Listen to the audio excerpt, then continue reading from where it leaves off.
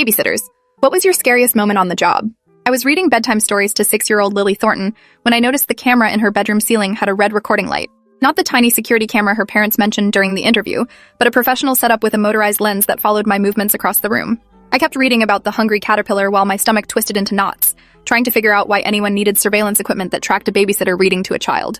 The Thorntons had seemed normal when they hired me 3 weeks ago. Successful lawyers, beautiful home in the suburbs, references that checked out perfectly. But now I was noticing cameras everywhere. One behind the bookshelf aimed at Lily's bed, another in the closet partially hidden by hanging clothes, a third mounted in the corner disguised as a smoke detector.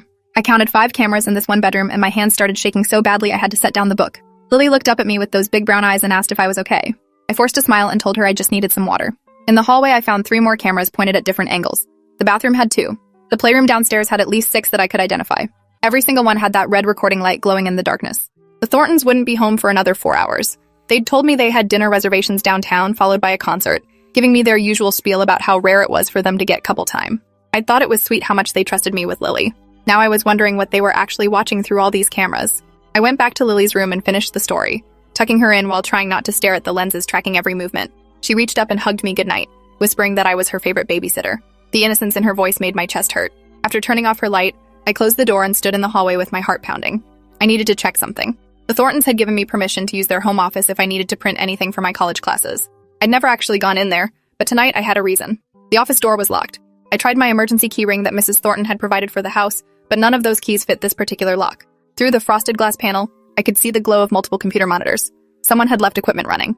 I pressed my ear against the door and heard a faint humming sound, like servers or recording equipment processing data. My phone buzzed with a text from Mrs. Thornton. "How's Lily? Did she eat all her dinner?" I responded that everything was fine and Lily was asleep. The response came back immediately with a photo attachment. My blood went cold when I opened it. The image showed me standing outside the office door at that exact moment, taken from a camera I hadn't even noticed in the hallway ceiling. The text below read, "Good. Stay out of rooms you're not authorized to enter." I looked up and found the camera, a tiny dome barely visible against the white ceiling. It rotated slightly, adjusting its angle to center on my face. Someone was controlling it remotely. Someone was watching me right now.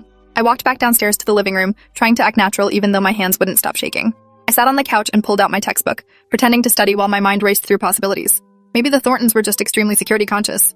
Rich people did that sometimes, right?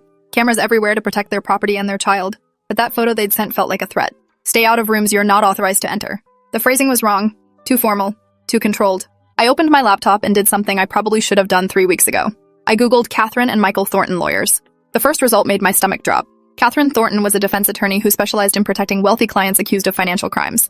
Michael Thornton was a corporate lawyer who'd been mentioned in several news articles about helping companies hide assets during investigations. Nothing illegal exactly, but definitely operating in gray areas.